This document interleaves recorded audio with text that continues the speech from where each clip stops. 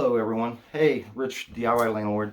I wanted to do a quick video on landlord accounting. I just recently met with my accountant wrapping up 2019 taxes, and it reminded me when I started off many years ago. I started off just straight buying an 8-family without having any idea what I was doing. But as I started out and I started collecting rent and I started collecting receipts, I had no idea I need to format that to give to the accountant.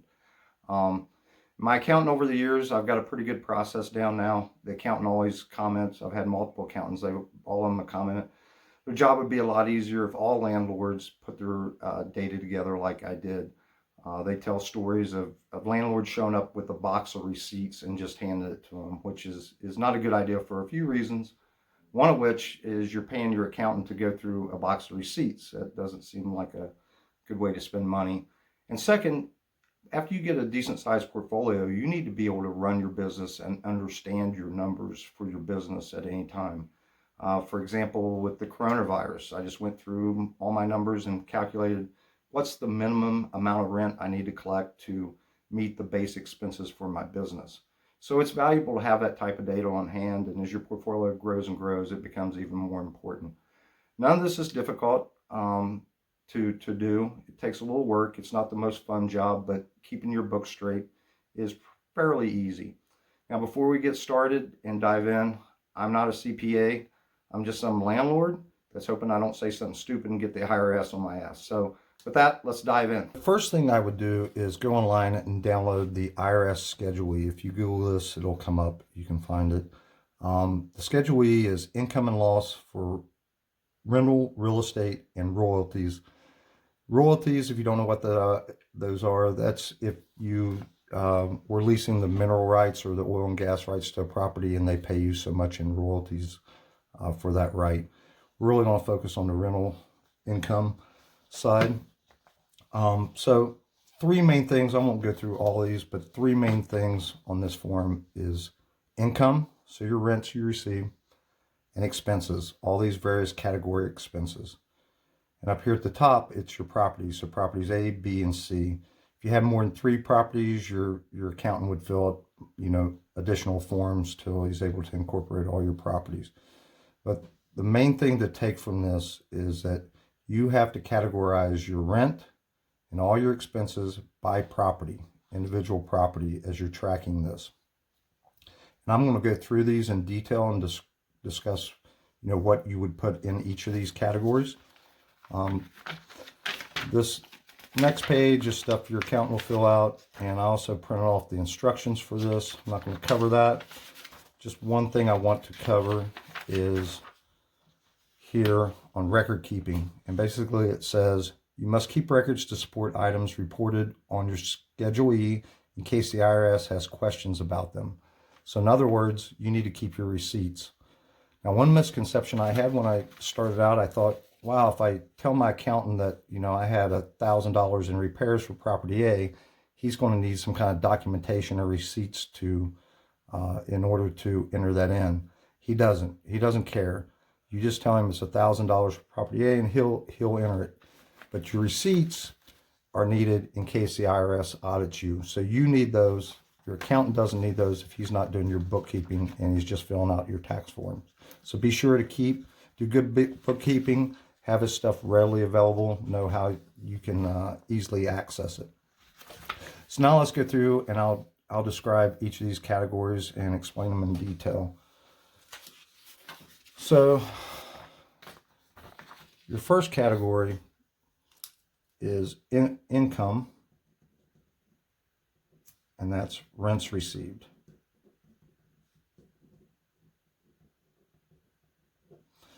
Now, when you report this to your CPA and he reports to the IRS, only thing they need is the total rents received by property.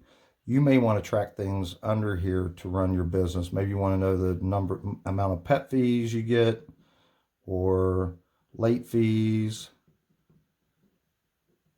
or security deposit, the part that you kept from the tenant. So in other words, if you keep part of their security deposit when they move out for damages, that counts as rental income. So basically any income you have coming in you count it as rents received. When you report this to your accountant, though, you don't need to report these categories. Just roll this up. These all roll up to one rent received per property is all you need to report. They don't care about this. This is only for categories you'd want to track to know what's going on in your own business. So under expenses, first we had advertising. So this is things like maybe you put ads in the newspaper for your vacancies, or maybe you buy signs to advertise your vacancies, or you do online marketing to try to find properties to buy. It doesn't just have to be about your vacancies, it can be for growing your business as well. So all these things, anything advertising would go into this. And just like on rents received, you could keep track of each one of these separately and have a category for that. But once again, when you report it to your accounting, it just all rolls up as advertising by property. Next one's auto and travel. Now there's a couple different ways you can do auto and travel. So one is mileage. So you can track mileage. Every time you drive for your business, track that mileage, and then the IRS sets every year how much they're going to give you per mile that you can deduct. So I don't know if it's 60 cents what it is. I haven't used it for years, but maybe they say you can deduct 60 cents per mile. So if you drove 1,000 miles, you do the math, you can deduct $600 as your deduction using mileage. The second way is if you have a business vehicle. So your business owns the vehicle and you only use it for that business. So then any expenses related to that vehicle would roll up under auto and travel. So your insurance, your gas, your maintenance, all that rolls up under auto and travel. Next one is cleaning and maintenance.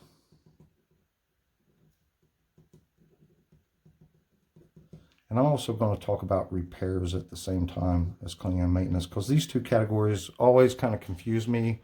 Which one's which? Where should it go? Repairs, I just use for break fix. Meaning the tenant broke a doorknob off and I had to replace a doorknob. That would be a break fix. Or the oven went bad and I had to buy a new element for it and put it in. That's a break fix.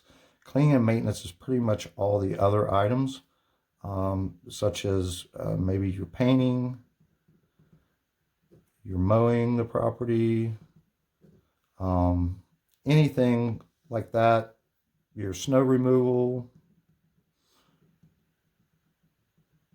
anything else that you have to do just to maintain the property, keep it clean and workable would go into this.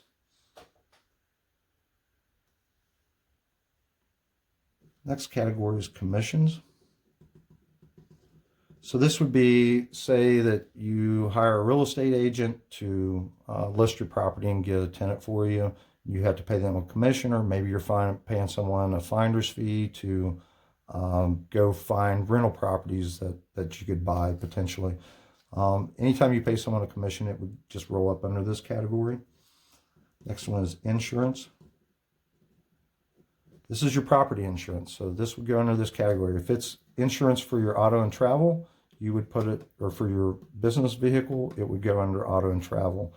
But this is really just your property insurance. Next category is legal and professional fees. This would be like your attorney,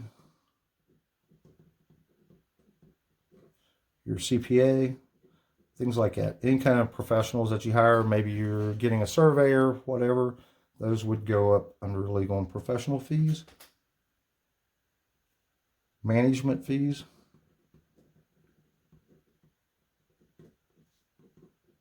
This is for your property manager, so any fees associated with your property manager, you'd put in this category. Mortgage interest.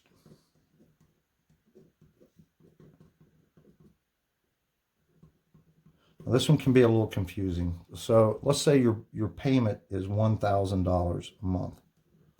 You can't write all that off for mortgage interest because, I'm making this up, but let's just say 200 is principal and 800 of that is interest. So this is the only part you would be able to deduct under that. The $200 principal, you're actually retaining that in equity for your property. So it's not a really expense that you paid out because it's money coming to you to build equity. This is the only expense that you actually paid out. So you have to separate those two. The bank does send you every year how much interest you paid. So be sure to double check that with your numbers to make sure it's accurate because they turn that into the IRS. Next one is other interest. So this would be credit cards, other things you pay interest on that's not mortgage interest. Next one is supplies. So these are just any normal supplies that you just use in your business. Maybe it's printer paper, stamps to pay bills, etc. Paper towels, whatever, just any expendables that you use in your business day to day. Taxes. This is only for your property taxes. Utilities. So this is obviously water, sewer, trash, anything like that you pay. One that I do put under here is my business cell phone, but the rest of them are just normal utilities, water, sewer, trash, etc. And then there's other, which is basically anything that does not fit into one of these categories. You're not sure where it goes, just throw it under other. I don't really use that often. Most things fit into a category. So I don't think you'll need that very often, but it's there in case you're not sure where to put it. And the final one I'm going to cover is depreciation, which this one is, you really need to get with your accountant on depreciation, because depreciation, basically the IRS says that a residential property has a lifetime of 27.5 years. How they came up with that number, I'm not sure. But anyhow, basically you take your building cost and divide that by 27.5, and that's how much you can depreciate each year. The challenge is figuring out building costs, because this isn't the total cost of the property you own, it's just the cost of the building. You can't depreciate the land. So maybe a couple of different ways that I understand accountants do it. Maybe if you paid $100K, they may say 20% of that's land, or 20K is land, and 80K is building. Another way they do it is to look into the property assessor for your county, and they look at what percentage that they split this up as far as building versus land value, and then they apply that percentage to the purchase price of the property to come up with what the building cost is alone. So this one's complicated. I would at least work with an accountant. They can set a depreciation schedule for one time for you, and you can use that for 27.5 years, but I would definitely work with them to initially set that up. The other thing on depreciation, it's not just for the item, for the building itself, but maybe you made major capital improvements, such as you put a roof on, or maybe you bought a laptop for your business. So these have different depreciation schedules that your accountant can figure out, and then he can help you apply those each year. Now, those are all the Schedule E categories we just covered, but I want to talk to you about a couple more things that you will need to track each year to give to your accountant. So one we just mentioned a little bit is capital improvements. So if you do something major like a roof or major remodel, maybe put in a new driveway, new parking lot or something, you need to keep track of those separate. They would not go under repairs or cleaning and maintenance. These would go under a capital improvement, which is not listed on the Schedule E because it rolls up under depreciation.